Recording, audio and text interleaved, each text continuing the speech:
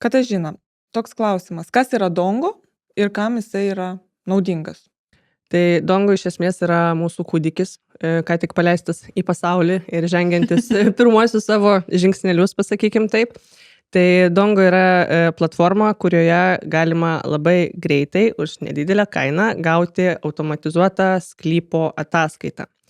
Tai mes sujungiame kelis valstybinius registrus kol kas, kiek pavyko, ir apjungiame į vieną ataskaitą, kad žmogus galėtų vienoje vietoje surasti pagrindinę informaciją apie savo norimą pirkti, parduoti sklypą ir panašiai.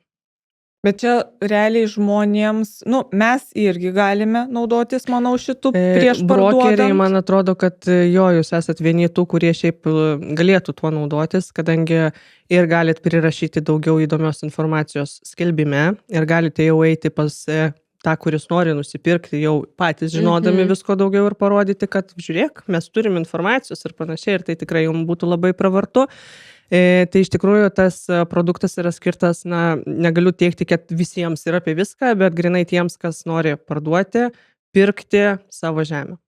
Realiai pirkėjams. Taip, pirkėjams. Bet ir pardavėjams, žinokit, irgi mes kalbėjomės ir išsidiskutavom iki to, kažkaip tuo kampu nežiūrėjom, bet iš esmės žmogus, kuris, įsivaizduokim, jis gyvena užsienyje, numirė močiutė, senelis gavo palikimą, kokie dokumentai, kur, kas ir kaip ir panašiai. Tai jisai gali tiesiog susivesti sklypo unikalų numerį pas mus ir jau pamatyti, kas ten buvo registrų centre registruota, kas neregistruota, gal kažko trūksta ir panašiai. Ir jau kažkokį tą vaizdelį susidaryti. Tai tai iš tikrųjų labai geras įrankis. Labai. Mano tai mintis iš tikro, kai dabar klausau, kad tai yra pirkėjams. Pagrindė, kad nenupirkti katės maiše. Jo, iš esmės taip, mes irgi taip tą pozicionavom, kad tai yra būtent dėl to, kad žmogus nenusipirktų nepasitikrinęs, nes iš ko aplamai kilo tas Dongo. Tai jisai ir kilo iš to, kad mes patys dirbdami su statybų valdymu pamatėm tą problemą, kad žmonės perka nepasitikrinę. Ir turėjom atvejį, kai klientas įsigijo brangę žemę, tikrai sumokėjo ten kažkas aplink 100 000 ir susiprojektavo namą, savo svajonių namą ir paaiškėjo, kad jisai statybų leidimo negaus vien dėl to, kad ten yra miško teritorija. Kaip? Nežinau, nes dokumentai buvo, atrodo, tvarkingi ir viskas tvarkoj, tie, kurie buvo pateikti, bet paaiškėjo, kad galbūt kažkas kažkam kažkur pamokėjo, kažką paklastojo ir neįsivaizduoju, kaip ten viskas vyko iš tikrųjų, nes, kai matai registrų centro išrašą kažkokį, tai vis tiek yra tam tikra informacija. Taip. Tai gal kažkoks neteisėtas buvo, gal notaras kažkoks netoks, aš neįsivaizduoju, bet situacija buvo tokia, kad žmogus tiesiog įmurgdė labai didelius pinigus į tai, kuo, nežinau, palapinę galės pasistatyti ir atvažiuoti stovyklauti. Ir tiek, nes arba keisti paskirtį, jeigu tai yra įmanoma, arba nežinau, ką dar daryti. Tai iš esmės mes labai raginome visada tikrintis. O tą patikrą atlieka dažniausiai architektai galbūt, bet architektai jie atlieka ją labai ilgai, nes reikia užprašyti įvairių dokumentų, reikia viską surašyti ir taip toliau. Žmogui tai ir kainuos brangiau, nes tai kainuoja ne vieną 100 eurų ir laiko tikrai užims. O čia mūsų ataskaita, tą galima per porą minučių susigeneruoti, nusipirkti ir jau turėti tą pirminį vaizdą ir esant poreikiui turime architektą, kurią irgi parašius ir išsiuntus mūsų ataskaitą, jinai padarys jau tą detalesnę per porą darbo dienų ir atsiųs irgi pasižiūrėti, kas ten ir kaip jau detaliau. Super, labai iš tikrųjų gera paslauga. Labai gera paslauga. Aš irgi galvoju, net jau keletą turiu sunkesnių sklypų, aš apie tą situaciją viską žinau, bet gauti dokumentiškai, nes čia, suprantu, jinai kažkaip pateiks ataskaitą. Įforminta, taip, vienam failė, PDF failas yra jo ir ten, ta prasme, susimokat, atsisiunčia jinai jums iš karto į elektroninį paštą, kurį nurodote. Ir turite. Tai čia iš esmės gaunasi, kad jūs ir galite numatyti ir sklypo potencialą, ta prasme bendrai, ta prasme iš visų pusių. Iš esmės, mes planuojame irgi, galbūt apie planus labai daug nenoriu išsiplėsti, bet irgi turėti tokių dalykų, dėl to potencialo, dėl to įvertinimo ir panašiai. Tikrai yra labai daug visko planuose. Tik tiek, kad yra labai sudėtinga gauti kai kuriuos duomenis. Lietuvoje yra tik 1/3 visų sklypo duomenų skaitmenizuota, kas yra tiesiog košmaras.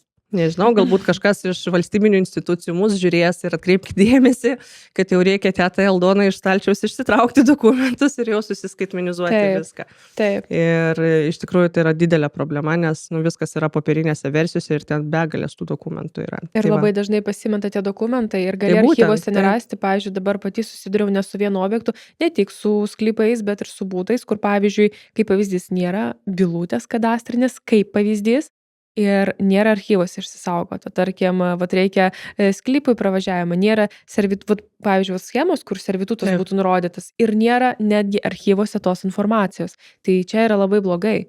Pavyzdžiui, būna dažnai, kai žmonės, pavyzdžiui, išsiskiria, tarkim, ten kažkokios skyrybos ir ten buvo dalybos, o ten neišsidalino kažko, Tai va, atsirado taip, vaikai, taip. anūkai ir vėlgi nėra tos informacijos. Tai Taip. čia yra tragedija. Tai vat aš sutinku visiškai su Katažina šitoje vietoje. Jo. Jo. Tai tikėkime, kažkada ateis tas palengvinimas iš valstybinių institucijų, bet ir taip padarėm nemažą darbą ir kiekvieną dieną vis bandom gauti papildomų duomenų, nes nepaslaptys iki mūsų ESO irgi yra reikalų dasibelst. Tai gal Taip. kažkas ten dirba, tai parašykit. O dar toks klausimas, pasiklausiu dėl brokerių. Taip.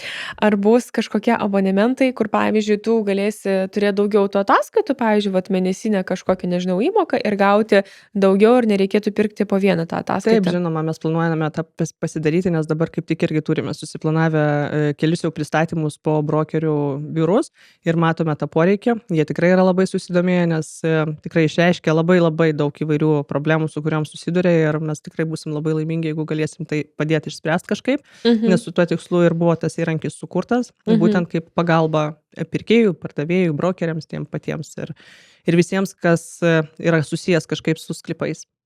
Super. Tai Puiku. vat labai nuostabus produktas yra tas Dongo LT.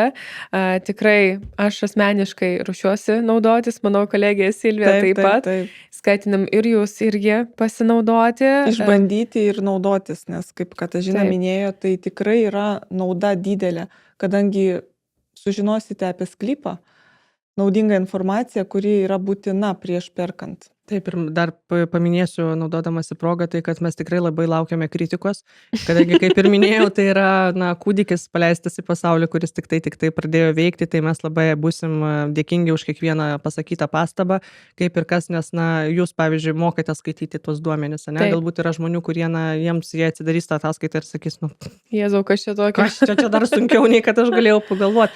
Nors mes turim ten integruotą dirbtinį intelektą, kuris dar tuos duomenis visus padeda paaiškinti, kas iš esmės irgi yra labai didelis pliusas, bet vis tiek laukiam įvairių pasiūlymų, pastebėjimų, nežinau, bendradarbiavimų, ko tik tai dūšia keičia. Mes, ta prasme, tikrai atsižvelgsime į tai. O jūsų kritiką lauksim pas mus komentaruose. Tai kągi, sekite mūsų Turtas 365.